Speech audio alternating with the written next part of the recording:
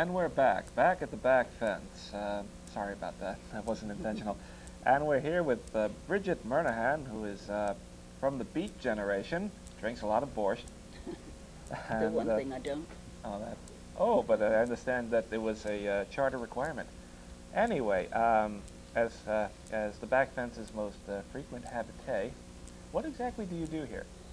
I tell people to put the peanut shells on the floor. Oh, I think I can manage that. All right. Yeah.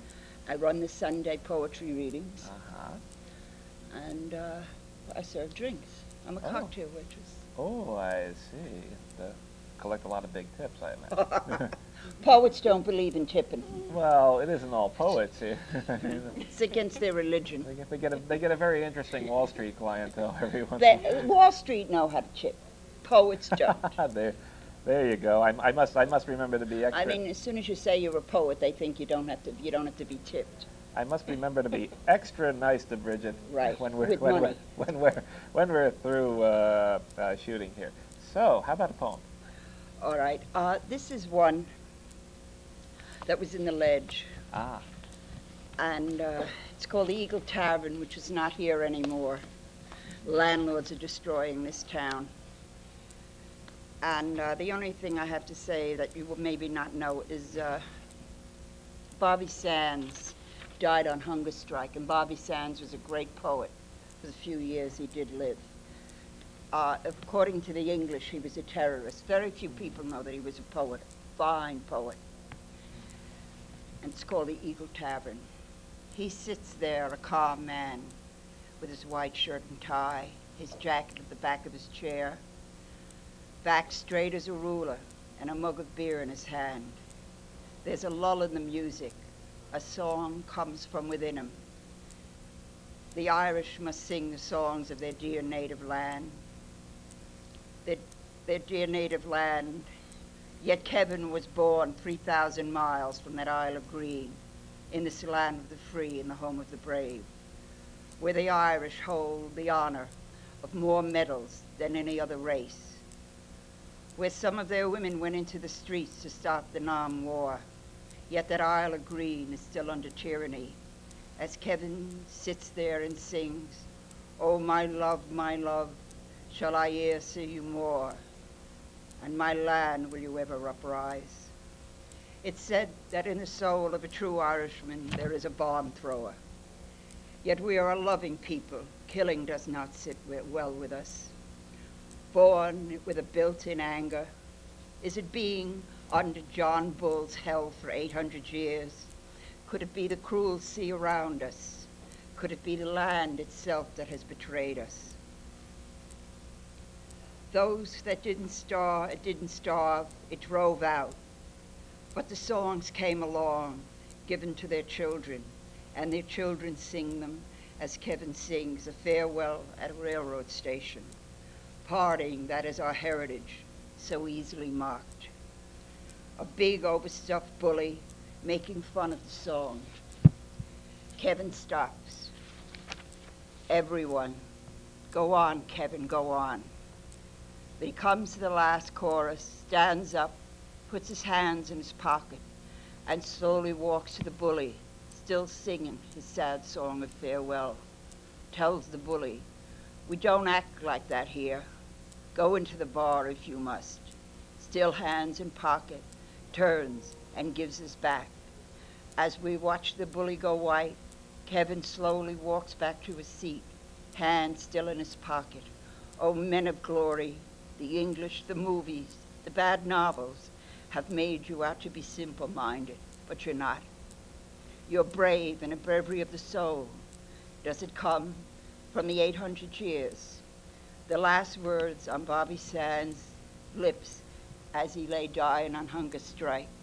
Though all the world betrays thee, as he has a vision of the lark in a cage, unable to sing, dies.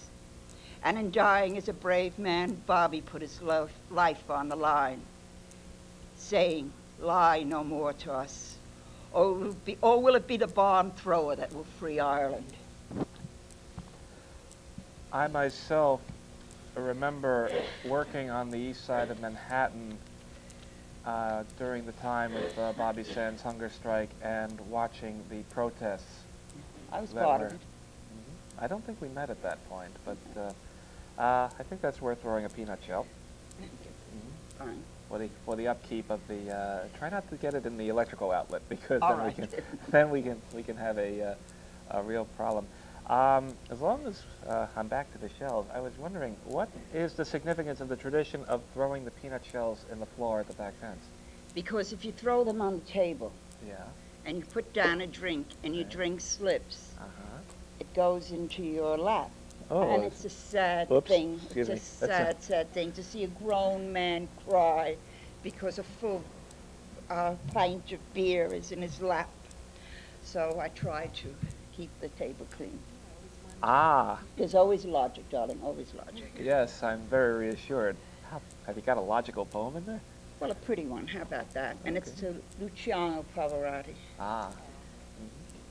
I've been blessed to love music, that a tenor can touch my very soul.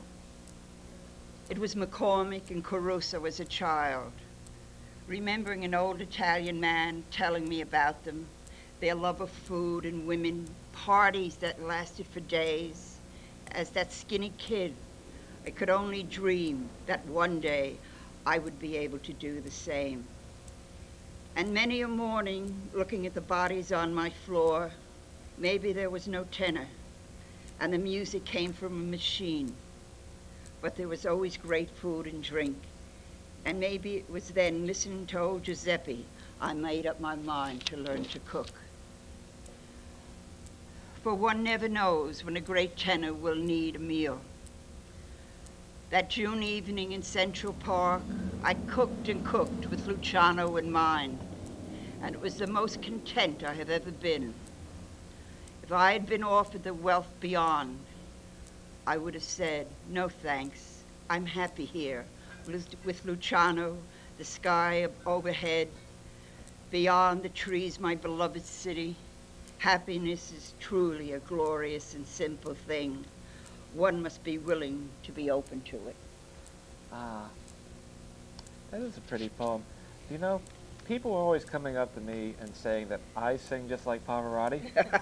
The only problem with that is that it's always after they've had a couple of those pints of beer that you were talking about getting spilled around the place, hence the peanut shells on the floor. Anyway, let's slip another poem in. Okay, this I wrote after talking to my son, or my son asking me questions. It's Eve. They speak of Eve and blame her with a veil of tears. Someone has to blame someone. A woman is better than themselves. All one's life was supposed to swallow the tail of her and the snake. How, I ask you, if somebody offers you knowledge, could you refuse? When learning and knowledge is what it's about. Just think, you're laying around the garden, half naked, with nothing but Adam and the sons fighting with one another. A beautiful snake slides up to you and asks, are you tired of this? Day in and day out, no change, no four winds, no seasons. No one to talk to but him and the boys. If you take a bite out of this apple, every day will be its own. You'll never know what to happen. Knowledge is out there, outside this garden. There may be ill will, but above all, there'll be change. What would you do? Yes, some would stay in the loincloth with God, my husband, and the 2 squealing kids. But for me, give me knowledge, give me change, and above all, give me the 4 winds. That's to Cato. Yes, I noticed that our snake alarm went off. I really ought to have that scene too, because after all, St. Patty drove all the snakes out of Ireland, And they came here and became police. well, I don't know about that, but now you were mentioning something about an New York University beat marathon. Yeah. And it's something that you have never participated in. And is it that you just never get around to it, or is there? No, I'm in the anthologies, you know. Yeah. And I guess if Jack were alive, I'd be in them. But Jack. Kerouac. Ah. But they're a strange they're a strange lot, the whole pack of them. You know, when I grew up with them, I could call the male chauvinists pigs. But maybe that would be, you know, maybe that would be too nice. Because they were it was a very, very hard time. And I've been a free woman all my life.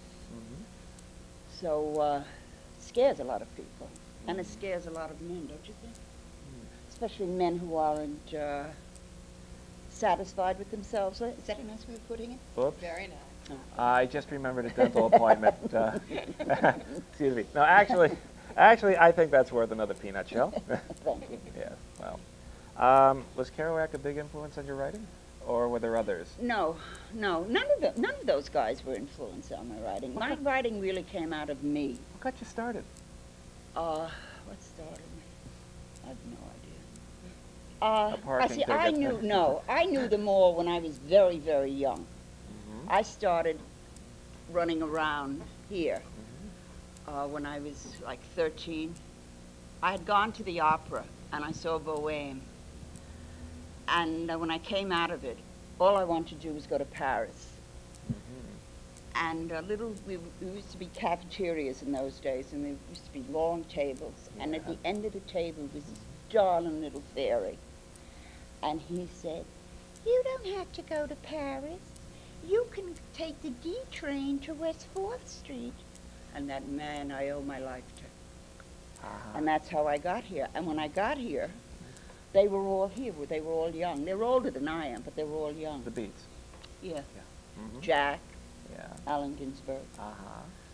Later, Gregory Corso. Yeah. All of them. Burroughs always frightened the living daylight out of me, even then. With or without his adding machine?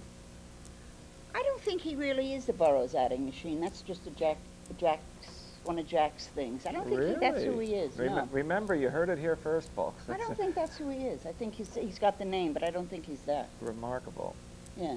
Remarkable. So the subway directions were sound, and they had were they ever? They had a D train even way back when. And not only that, it cost a nickel. A nickel. Yeah, a nickel. Where have I been? For the record, it's $1.25 as we tape, but they're talking about getting raising it more. Getting a little further up there. No. Can we get one quick poem in there? All right. A limerick or something. No, I'll give you a very quick poem. And it's a good poem for the way I feel now, because I've heard almost 3 deaths this week. Ooh. The phone rang, and it wasn't the death of my mother, but of a friend who I was planning to invite to dinner. A nice guy with a sense of humor, who liked my poetry and me. He went fast, so we're to be grateful. What a word, grateful.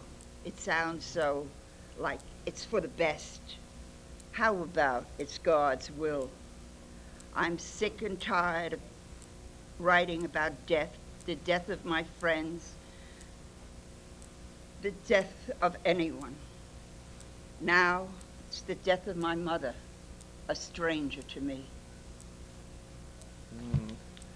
And that is definitely worth a peanut shell.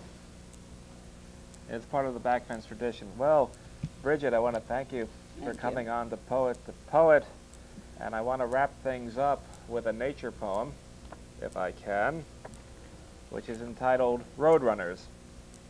In red Riata Rim Canyon, riled roadrunners ruminate of wrack and ruin around railroad retirees, wretched rock gardens, recklessly pecking at sand-blasted broccoli and barrel cacti as the sea earth hardens. You don't see too many roadrunners on the roads out there anymore, and why? They are in hiding, in seclusion, nursing embarrassment over their representation in those movie cartoons. The accent is all wrong. All wrong, they'll grouse to anybody with the price of a quick aguardiente on ice. Phooey, they'll carry on, a lot of cheap swank.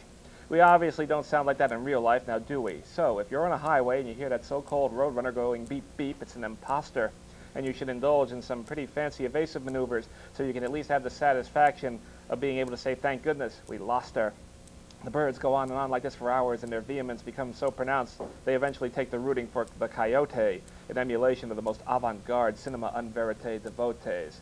Well, we've come to the end of another Wild Poet to Poet, and I want to thank Brigid Murnaghan of the Back Fence and also Cheryl Helene Simler for coming in and making it a very memorable evening. And until next time, this is Robert Dunn saying bon voyage.